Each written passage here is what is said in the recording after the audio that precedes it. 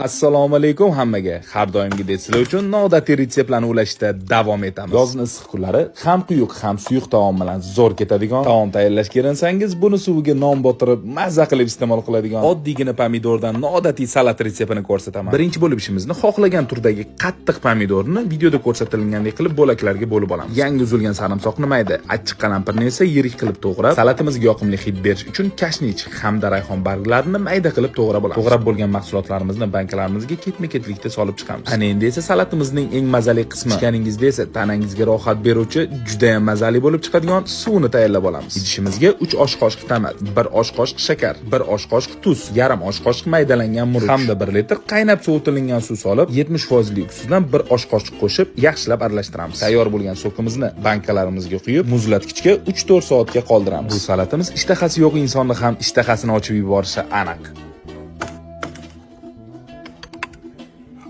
Do'stlar, video yoqqan bo'lsa kommentariyada fikringizni kutib qolaman. Sizlarda ham xuddi shunga o'xshab chiqsa, o'xshab deb yozib yuborsanglar xursand bo'laman. E'tiboringiz uchun rahmat. Ko'rgan vaqtingizga rozi bo'linglar.